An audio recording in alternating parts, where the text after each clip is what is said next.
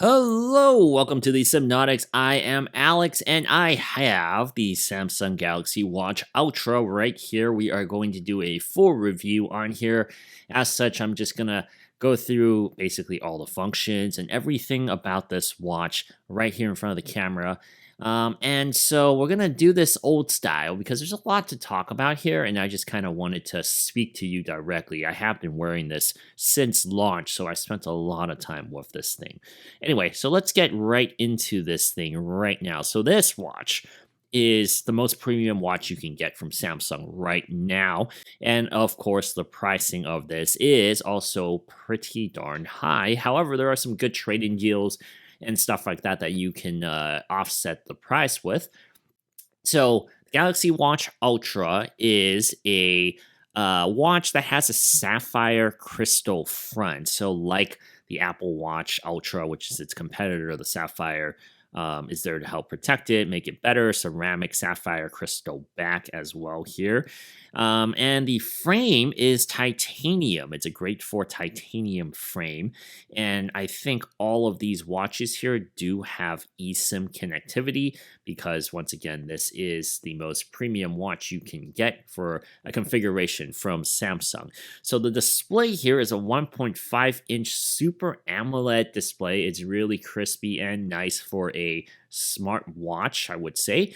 480 by 480, so 327 ppi. So the pixel density here is actually pretty sharp for a watch. You just look at this, it is pretty nice.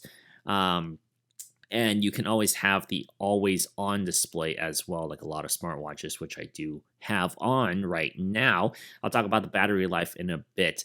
But, quickly finish up the specs. This does use Android Wear OS 5 running and being skinned on One UI Watch 6. So if we go into settings, you can kind of see what that is here. So all of these things, they're just general things to consider when you're getting this watch. Obviously, this is going to be a Samsung One UI experience, so it's not really like a full Android Wear feel, but I think Samsung has done a very good job. As you can see, their Wear OS 5. I think Samsung has done a very good job of kind of dimming down their skins and making it actually, if not better than stock Android. So I do like the experience here. So we'll go through that right now. This uses an Exynos W1000 chipset, and I believe it has 32 gigabytes of storage and 2 gigabytes RAM here. And there is a loudspeaker, so you can speak to it. And there also is a NFC connectivity, so you can make payments here. So I'll showcase that in a second. So let's just actually go through a tutorial right here. So of course, your main tile, your home tile, is this right here. If you hold down, you can long press it, and you can change to have your watch face configurations. So you can pick anything you want. There are an abundance of watch faces from Samsung that you can use. However, due to new rules and regulations from Google, not all of the watch faces that we used before, some of the apps don't work on here. Like, for example, Facer, my library of Facer watch faces do not work on this watch. So you are stuck with using whatever ones you either purchased from the Google Play Store that are compatible with this, or the Samsung ones. But you do have some that work pretty nicely here that keep track of the information that you want. Then if you swipe from the left side in, you do get your notifications pushed from your phone. So of course you can add which ones you see, which ones you don't want to see. I have them all set so you can see my ring notification here.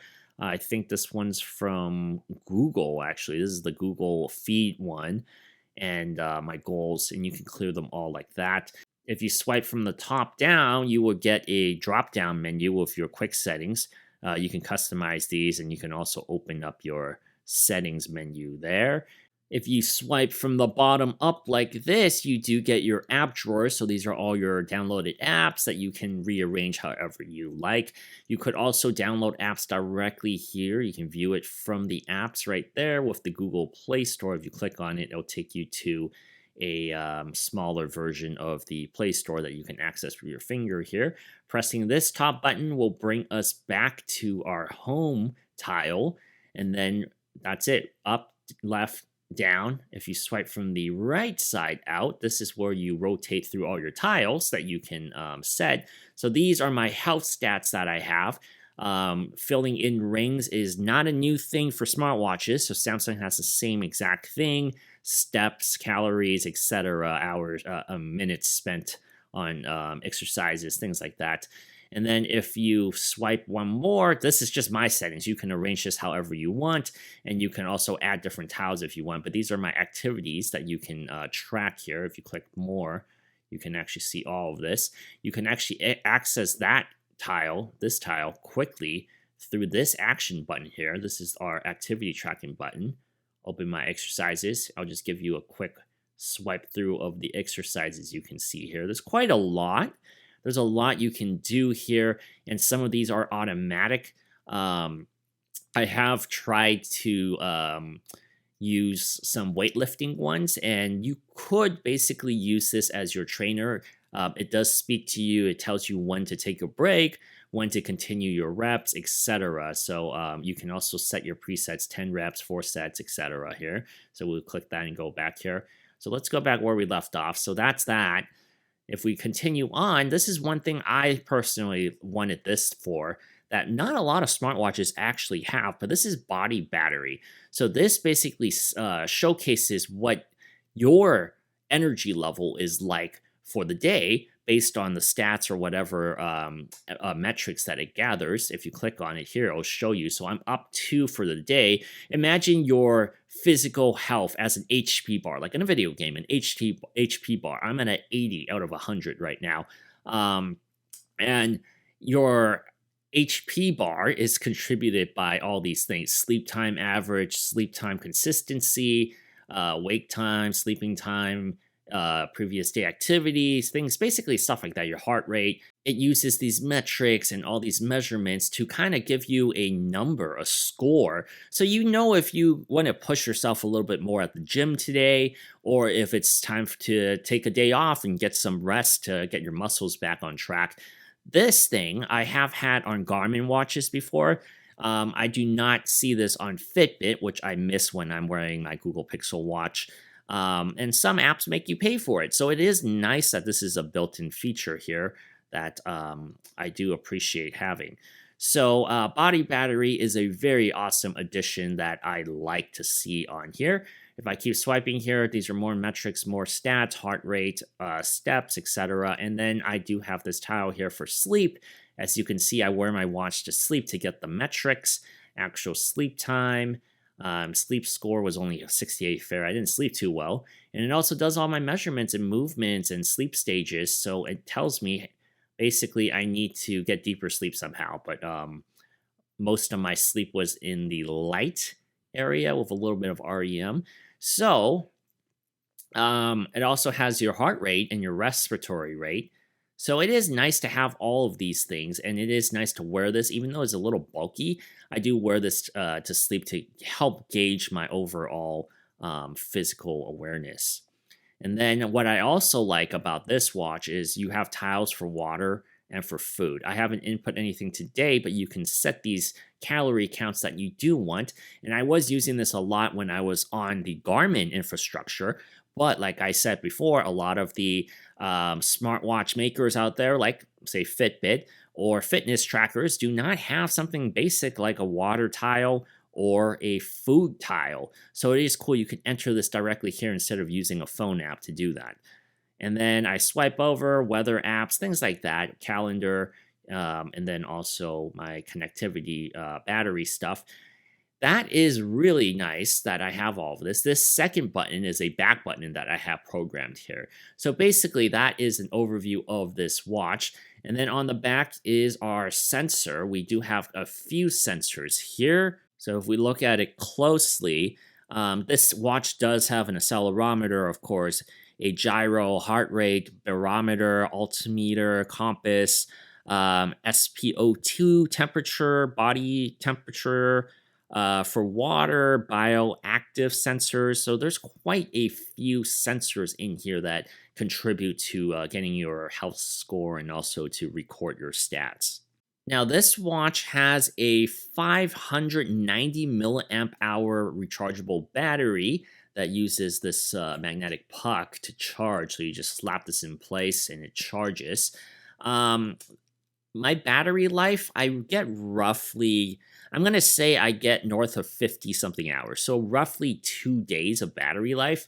However, just because it can survive closer to 3 days, 2.5 days is basically what I've been getting. You're not going to actually push it all the way to 2.5 days. And the reason for that is if you're going to wear this at nighttime to track your sleep, you are also going to need to charge this because I estimate between 15 to 20% of the battery will drain when you are sleeping with this watch. So let's say I go to sleep with 40% on my second night with it. When I wake up, it's going to be closer to 10% than it is 20%.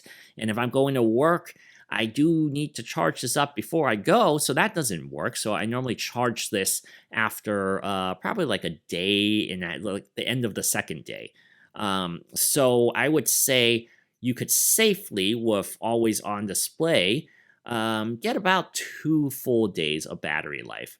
Now, as you would expect from Samsung's most expensive watch, this thing is very smooth to use. I see no lag in here. It performs really well. It's fluid, and the animations are actually kind of nice. You see that? It's very smooth, and it just transitions well from one app to another. Text messages you can open up. It's actually pretty easy to see your text messages here as well. So, I'm actually pretty happy with this.